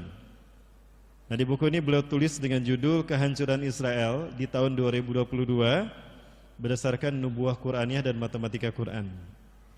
Ada 4 asumsi yang beliau bangun dari tulisannya ini untuk menguatkan estimasinya bahwa Israel akan hancur 2022. Yang pertama, ketika Israel memproklamirkan berdirinya negara mereka di 15 Mei 1948 bertepatan dengan 1367. Saat itu bertepatan dengan 1367 Hijriah. Karena Israel di tahun merdekanya, maksudnya di tahun mereka mendirikan negara, itu bersosialisasi dengan negara Palestina. Maka hitungan kalender mereka sama dengan musim Palestina, Hijriah. Nah, pada saat itu ada seorang wanita tua Yahudi masuk ke rumah penyair Irak, penulis Irak, Muhammad Ahmad Ar-Rashid. Wanita ini menangis. Maka Muhammad Ahmad Ar-Rashid bertanya, "Ya jadah limana tabkin?" Kenapa engkau menangis? Alam takun liqaumika baladun? Bukankah bangsamu sekarang punya negara? Kenapa engkau menangis? Apa kata wanita tua Yahudi tadi? Memang benar, saat ini bangsaku punya negara. Tapi itulah awal kehancuran mereka. Karena berdasarkan nas-nas dalam Taurat, mereka tidak akan lama merasakan kemerdekaan mereka ini kecuali hanya 76 tahun saja. 76 tahun. Saat itu mereka menggunakan tahun Hijriah bertepatan dengan 1367. 1367 tambah 76 hasilnya 1443. 1443 Hijriah bertepatan dengan 2022. Sekarang tahun berapa? 2019. 1440 Hijriah. Berapa tahun lagi? 3 tahun lagi. Sebentar. Israel hancur 3 tahun lagi. Sementara tadi kita bahas bahwa mereka hancur ketika Nabi Isa sudah turun. Apakah 3 tahun lagi Nabi Isa turun? Mas, udah kawin belum mas? Gimana tuh Nabi Isa sebentar lagi turun, 3 tahun lagi ya? Udah siap? Baik, yang kedua, surat satu-satunya yang tadi kita bahas tuh, singkat tadi kita bahasnya. Al-Quran membicarakan 2 hukuman besar bagi bangsa Yahudi. Padahal banyak kerusakan yang dilakukan Yahudi, Bapak Ibu. Banyak kerusakan dilakukan oleh bangsa Yahudi. Salah satunya mereka membantai kaum muslimin Palestina. Tapi ada 2 yang Allah pandang itu, duanya gini, 2 yang buruk ya. Ada 2 kerusakan yang Allah pandang itu besar dan Allah hukum langsung. Yang pertama sudah, yang kedua tadi. Nah, itu dibicarakan dalam Quran surat Al-Isra ayat ke-4 sampai ayat ke-8 dan 104. Luar biasanya. Dari ayat ke-4 sampai ayat ke-104 itu tersusun atas 1443 kata. Dalam bahasa Arab kata ini ada 3. Ada kalimah isim, fi'il, huruf. Artinya 1443 isim, fi'il, huruf tadi menyusun ayat dari ayat ke-4 sampai ayat ke-104 yang berbicara kehancuran bangsa Yahudi. Ya, 1443 Hijriah bertepatan dengan 2022. Yang ketiga, pada tahun 1980 Israel dipimpin oleh Menahem Begin.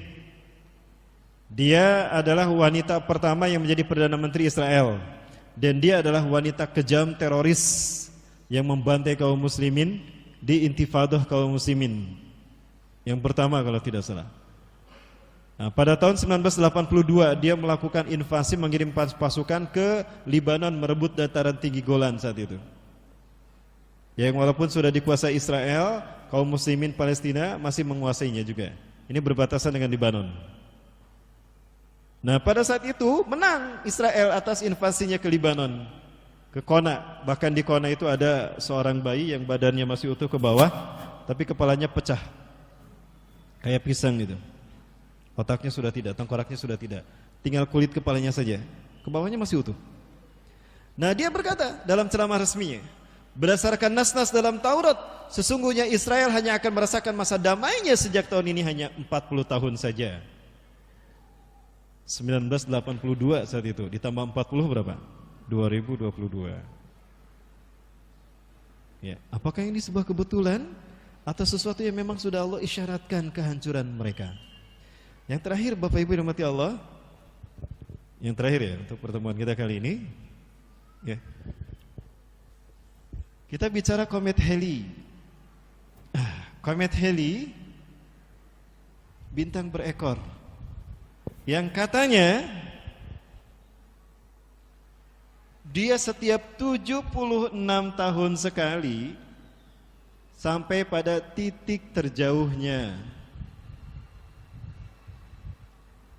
Sampai pada titik terjauh. Artinya titik terjauh ini berdekatan dengan bumi, ya. Sehingga penduduk bumi bisa melihat komet Halley setiap 76 tahun sekali. Qadarullah, di tahun Zionis Yahudi ini memproklamirkan berdirinya negara mereka di tanah Palestina, komet Halley terlihat. Komet Halley terlihat. Nah, dalam keyakinan Yahudi, mitos Yahudi, benar atau tidak, wallahu a'lam shawab, tapi mudah-mudahan benar. Apabila komet Halley datang itu berkaitan dengan dua hal. Kembali ke dua yang ini. Berkaitan dengan dua hal. Yang pertama, kehancuran satu bangsa. Ya. Yang pertama, kehancuran satu bangsa. Dan yang kedua, kebangkitan satu bangsa.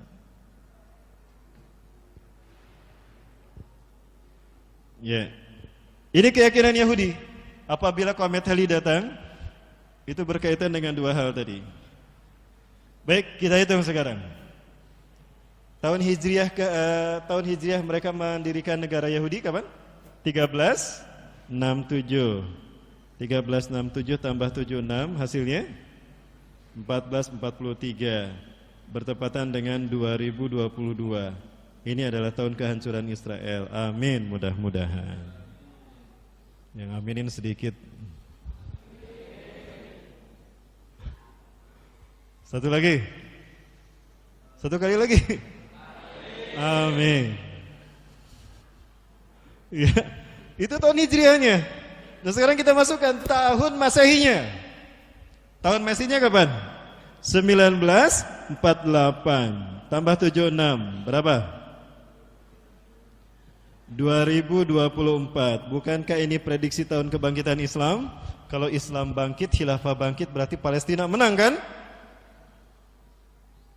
Jadi apakah komet Halley ini akan mengisyaratkan kehancuran Israel dan kebangkitan Palestina? Mudah-mudahan. Subhanallah. Nah ini para sekalian yang pada akhirnya menunjukkan kepada kita bahwa ke depan ini 5 tahun ke depan, satu periode ke depan ini akan penuh dengan peristiwa-peristiwa besar. Dan itu dimulai dari hari ini, para Allah. Dimulai dari bulan April ini, 17 April nanti. Itu momentum dari perjuangan Indonesia baru. Betul? Indonesia baru. Yang tentunya menang atau kalah itu tidak berakibat baik bagi kita. Kenapa? Karena kita akan sadar kalau demokrasi bukan ranah bagi kita. Betul? Kalau ranah kita adalah Islam. Ya, Islam adalah sistem hidup lebih luas daripada demokrasi. Dan Islam tidak dalam subordinasi apapun. Islam tidak di bawah kapitalisme, Islam tidak di bawah zionisme, tidak. Islam ya'lu wa la yu'la alaih. Sekarang kita sudah paham betapa demokrasi ini menjadikan tameng bagi siapapun untuk bersembunyi. Hatta komunis pun menggunakan demokrasi sebagai tamengnya. Betul? Sekarang mereka bersembunyi di balik demokrasi. Demokrasi apa demokrasi? Demokrasi. Jadi gimana? Tetap kita harus milih? Ya tetaplah kita harus milih. Kalau nggak milih nanti kita dimakan sama mereka, Allah. Baik Bapak Ibu dan Bapak Allah, ada satu tayangan yang saya ingin mengkritisi dan ini saya sangat berharap betul saya bisa duduk bertemu dengan beliau. Mudah-mudahan Nurul Asri bisa menjembatani. Kalau bisa luar biasa, salut saya sama Nurul Asri. Apa itu? Nurul Asri bisa menjembatani saya duduk satu meja dengan Hendro Priyono. Bapak Ibu, nanti kita bahas pada asar ya. Tentang ya inilah tentang ini. Salah ujung-ujungnya yakinlah bahwa dia adalah pengganti dari ini nih. Ada Peter van Beek, dia adalah orang Belanda yang ditinggalkan di Indonesia. Ketika proklamasi Indonesia 1945, sebetulnya Belanda tidak pergi seutuhnya, ada dua jejak yang ditinggalkan di Indonesia. Jejak pertama adalah Freemasonry. Freemasonry ini adalah Freemasonry-nya Belanda. Ya. Mereka membuat markas di Pekalongan. Sampai hari ini markasnya masih ada di Pekalongan. Kemudian jejak yang kedua adalah ISDV. ISDV ini adalah Partai Komunisnya Belanda yang didirikan oleh Henk Snevely. ISDV singkatan dari Indische Socialistische Demokratische Vereniging. Tapi karena kebijakannya kontrak kepada pemerintah kolonial Belanda, ditangkap mereka termasuk Henk Snevely, diungsikan ke Belanda, dihukum mati. Tapi ketika mereka pergi pinter tuh, mereka Henk Snevely membuat Ini Hans Sneevliet. Ketika dia ditangkap oleh pemerintah Belanda, dibawa ke Belanda, dia sudah mengkader pelanjutnya dari bangsa Indonesia. Tadinya SDV ini hanya dianggotakan oleh 300 orang-orang Belanda. Maaf, bukan 300, 70 orang-orang Belanda. Orang Indonesianya hanya 3 orang saja. Nah, ketika ditangkap dibawa ke Belanda, maka pelanjutnya dikader, dan itu orang Indonesia semua. Ada Muso, ada Aidit. Ya, ini adalah orang-orang PKI. Mereka yang kemudian mengganti ISDV menjadi PKI. Sekarang masih ada kan? Berarti Belanda tidak pernah hengkang dari Indonesia. Ini yang membuat bangsa kita belum pernah merdeka. Nah, Belanda melalui agennya, dia membuat CSIS. Siapa agen Belanda ya ini? Ali Murtopo.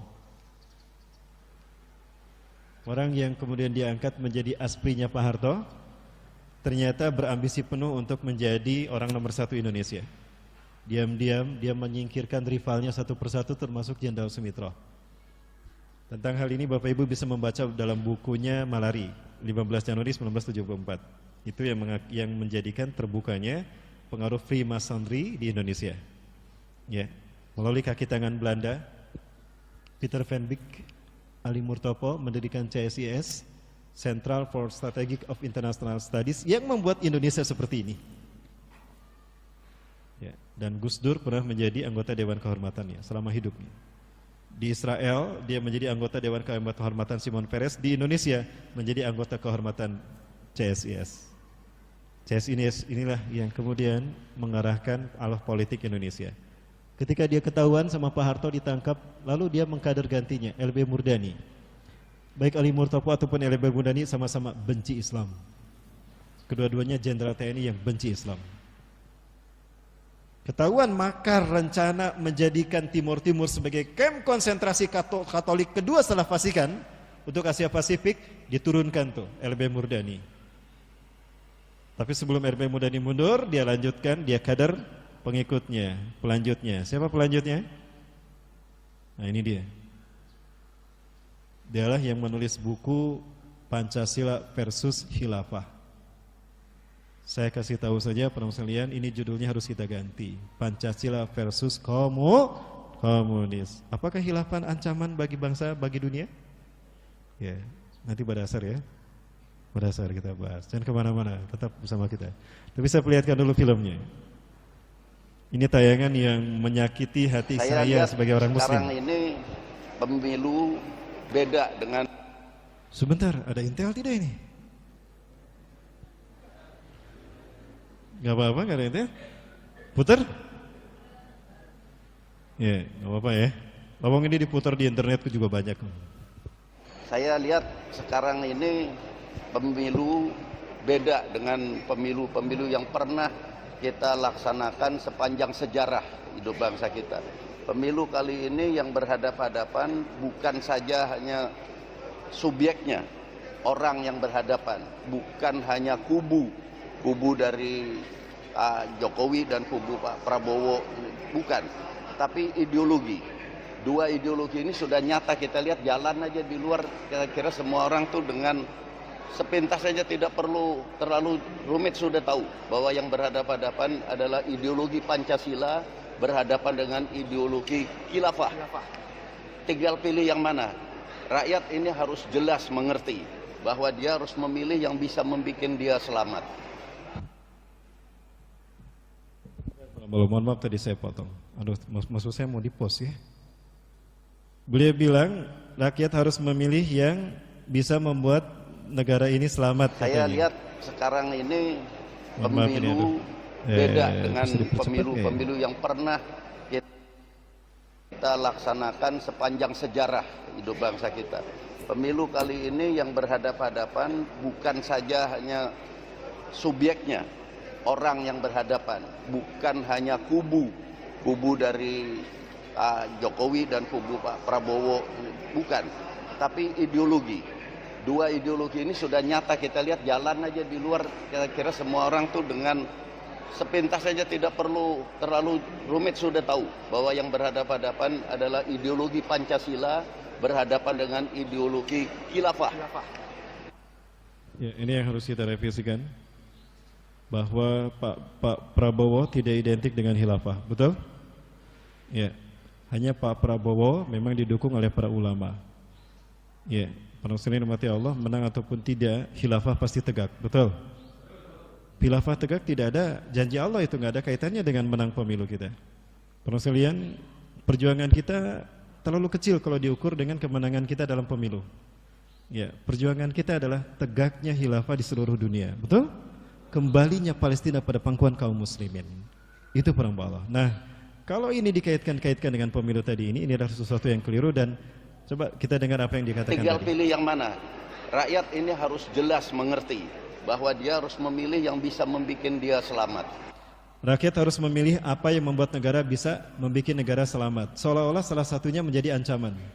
Dan dia katakan yang membuat selamat itu Pancasila. Artinya khilafah ini ancaman bagi negara. Nah, ini harus kita luruskan. Kita tidak boleh diam, perempuan. Ini fitnah. Khilafah ini syariat Islam. Allah yang menjanjikan. Kalau begitu hapus tuh ayat kekhilafahan di dalam Al-Quran. Surat An-Nur ayat 55. Kemudian surat Asy-Syura ayat ke-13. Kemudian surat Al-Baqarah ayat ke-30. Kemudian kisah Nabi Daud yang dikatakan sebagai khalifah di muka bumi. Ini ja'iluka khalifati fil ardi. Aku jadikan engkau sebagai khalifah di muka bumi. Itu pernyataan Allah kepada Nabi Daud. Nah, konsep ini yang tidak dipahami oleh Bapak Profesor Dr. Hendro Priyono, Jenderal Purnawirawan. Ya, ini fitnah. Harusnya beliau mengatakan antara Pancasila dengan PKI, dengan komunisme, bukan Pancasila dengan khilafah. Seolah-olah komunisme bukan ancaman bagi bangsa ini. Artinya beliau berada di pihak siapa kalau begitu? Betul? Nah, maka apapun yang mereka lakukan, makin kuat mereka menekan Islam, Islam makin kuat untuk bangkit. Betul? Allahu Akbar. Baik, sementara itu saja Bapak Ibu yang dapat kita bahas pada season pertama ini. Tadi banyak janji saya pada asar ya. Apa saja dicatat tadi? Dicatat? Nanti panitia tolong ditanyakan apa saja tadi yang saya janjikan. Baik Bapak Ibu sekalian yang mati Allah, sebetulnya ketika Dajjal mati maka akan diikuti oleh matinya para pengikut Dajjal. Nah, pertanyaannya, siapakah para pengikut Dajjal ini? Ya, nanti kan di ibadah asar dalam kajian yang sama tentang ketika Dajjal mati di Masjid Nurul Asri ini. Sebelum ditutup, barangkali ada yang mau sampaikan atau saya kembalikan pada pembawa acara. Ya, silakan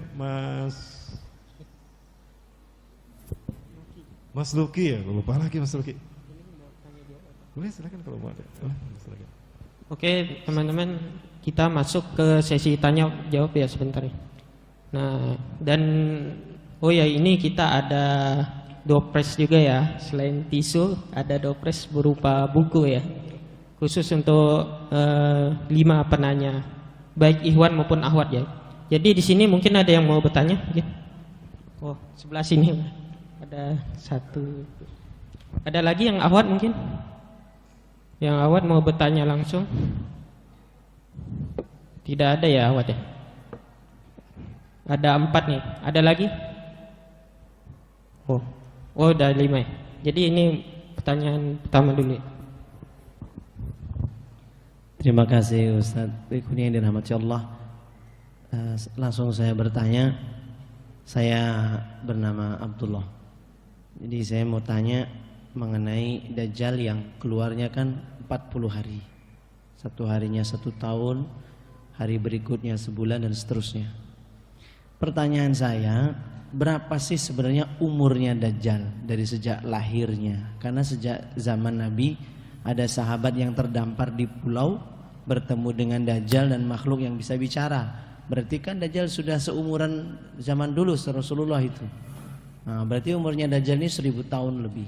Apakah begitu atau ada riwayat-riwayat yang menjelaskan umurnya Dajjal? Terus yang kedua, saya minta komentar aja lah, komentarnya Ustadz tentang kasihan gini. Apa pendapat Ustadz tentang orang yang komentarnya gini?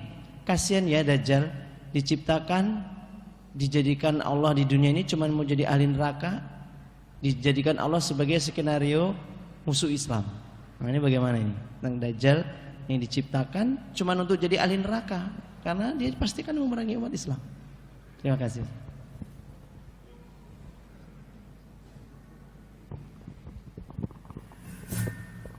Baik, mau langsung dijawab atau ditampung?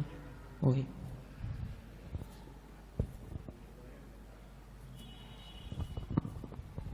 Ya, bismillahirrahmanirrahim. Assalamualaikum warahmatullahi wabarakatuh. Ada beberapa pertanyaan, Tad. Pertama, mengenai dukhon ya. Itu bagaimana? Diperjelas lagi, apakah benar memang teknologi di sana hilang? Terus setelah, kan sebelum Dajjal itu ada 3 tahun fase kekeringan ya, Tad. Itu di sana apakah teknologi sudah hilang? Terus bagaimana perekonomian di sana? Apakah masih ada ekonomi pekerjaan gitu ya? Apa kita diam saja gitu? Kemudian tadi mengenai terbitnya matahari, di beberapa kajian saya dengar itu terakhir ya. Tapi kalau saya dengarkan kajian tadi, berarti sebelum duhon ya? Apa gimana tadi? Diperjelas saja, Tad. Terima kasih. Ada banyak ya, ada 4 ya tadi pertanyaannya. Nanti kalau saya lupa ingatkan, Mas. Yang nanya dikasih buku, yang jawab dikasih nggak, Mas? Enggak. Satu lagi, satu pertanyaan lagi. Ahmad gak ada yang bertanya? Kalau ini Mas ada yang bertanya. Ahmad yang bertanya dikasih buku, Ahmad. Ahmad yang paling bawah, yang paling tebal berarti ya. Oh, ada 5. Baik, ya Mas. Assalamualaikum warahmatullahi wabarakatuh. Waalaikumsalam warahmatullahi wabarakatuh. Terima kasih Ustadz. Saya ingin bertanya mengenai program HARP yang dari Angkatan Laut, Angkatan Udara dan juga pemerintah Amerika Serikat. Itu saya melihat beberapa video, terutama dari Ustadz Zulkifli Muhammad Ali yang membahas mengenai program HARP yang mana akan menghancurkan umat manusia di muka bumi dan akan menyisakan kira-kira 500 juta umat manusia di muka bumi ini. Pertanyaan saya yang pertama, bagaimana kita sebagai umat akhir zaman untuk menghadapi program ini? Terus yang kedua, saya juga pengen tanya mengenai saya bimbang di program studi saya di salah satu universitas. Saya pengen pindah mengenai dikarenakan juga saya percaya mengenai kajian akhir zaman gitu loh, Ustadz. Gimana caranya biar saya tetap istiqomah di jalan ini? Apakah saya harus pindah atau saya tetap berada di lingkungan yang seperti itu? Terima kasih. Wassalamualaikum warahmatullahi wabarakatuh. Ya, assalamualaikum warahmatullahi wabarakatuh. Ya. Saking banyak yang bertanya jadi lupa lagi pertanyaan. Ya, yang pertama tentang umur Dajjal. Umur Dajjal ya. Baik,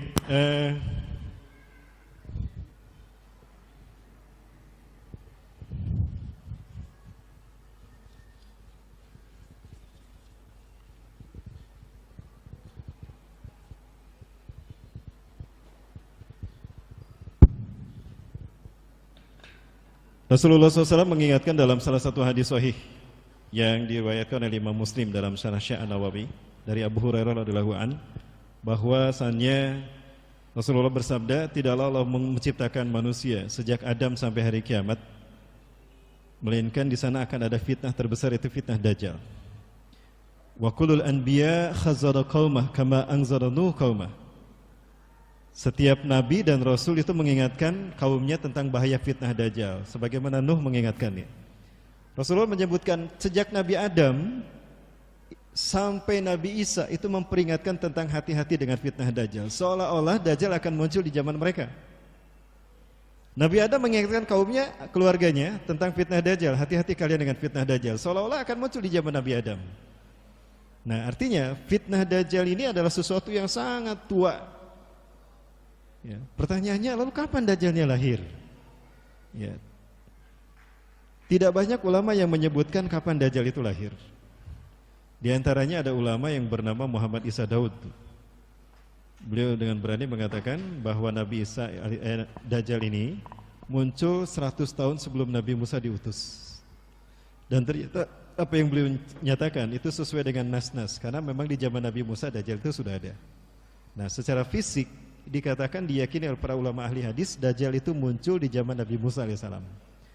Nah, namun dalam hadis-hadis yang dalam nas-nas yang lain, ya balik hadis ataupun athar, itu disebutkan Dajjal lahir 100 tahun sebelum Nabi Musa.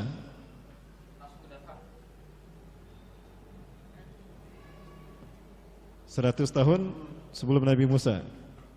10 years before Musa. BM ya.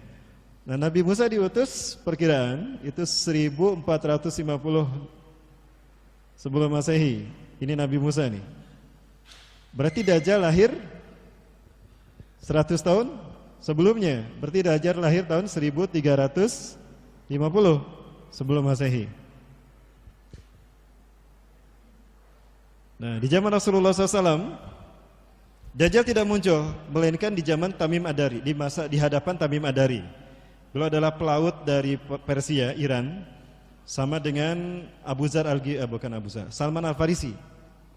Ya, Salman Al-Farisi dengan dengan Tamim Ad-Dari, Salman Al-Farisi itu satu negara.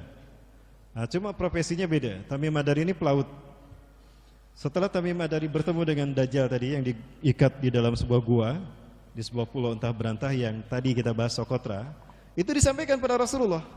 Rasulullah lalu bersabda, "Demi Allah, Tamim Ad-Dari melihat Dajjal dengan mata kepalanya dan aku mengetahui Dajjal dan aku beritakan pada kalian tentang Dajjal berdasarkan wahyu Allah yang aku terima." Ya. Artinya Dajjal ada pada zaman Nabi Musa, Nabi Muhammad, namun tidak bertemu dengan Nabi Muhammad, hanya bertemu dengan Tamim Ad-Dari. Nah, berarti ada sampai pada zaman Rasulullah SAW. Nah, sekarang kita sudah masuk pada tahun berapa? 2019. Dan Dajjal belum juga muncul, dan dia kemungkinan muncul di zaman kita. Kita tinggal tambahkan saja kira-kira berapa umur Dajjal. Ya. Berapa?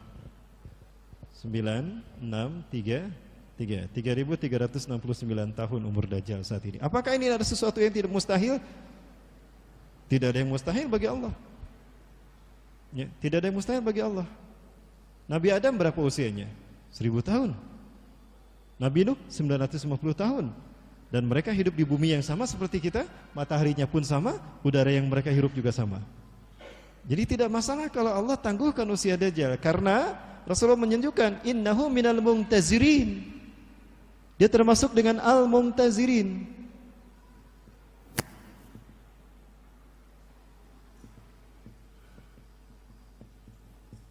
Yaitu orang-orang yang ditangguhkan ajalnya.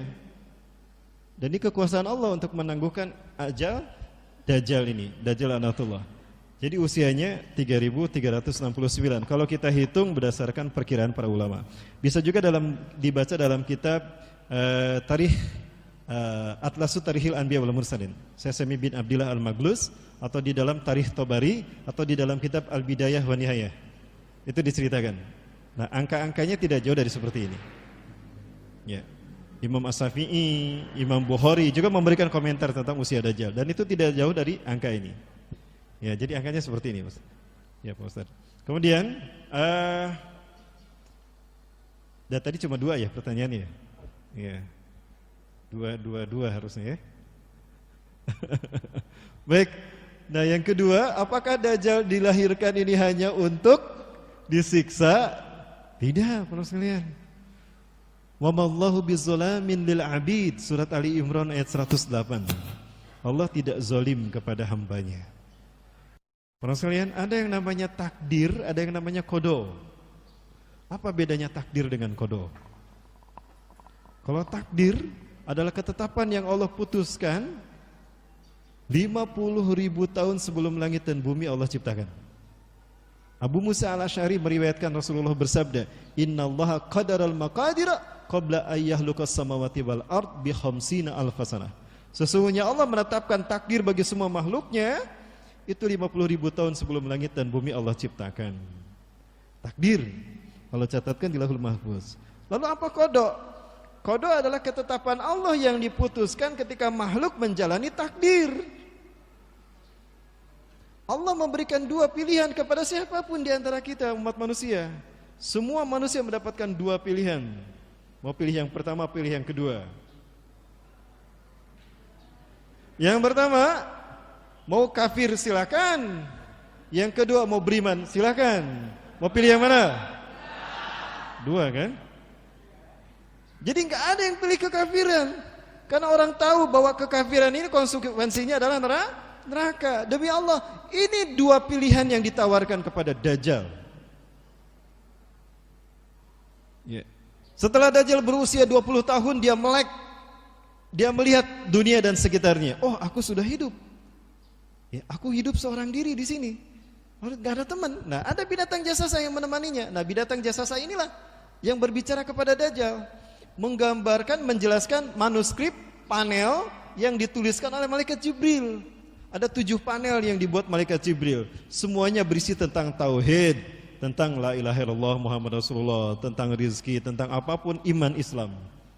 Ya, udah mau zuhur ya, nanti pertanyaan yang kedua ketiga kita bahas pada asar ya. Berarti emas harus hadir pada asar. Kita langsung jawab ya, insyaallah. Nah, baik. Nah, para sekalian, ternyata Dajjal tidak memilih jalan menuju surga, tapi memilih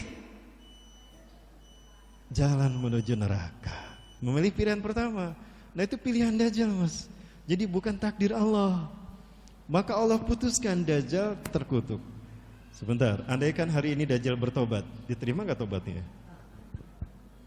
Diterima. Dan gak akan jadi dibunuh nanti. Tapi justru berperang bersama-sama kita memerangi Yajuj Ma'juj. Barangkali itu dulu bahasannya, dan sudah sampai pada waktu zuhur.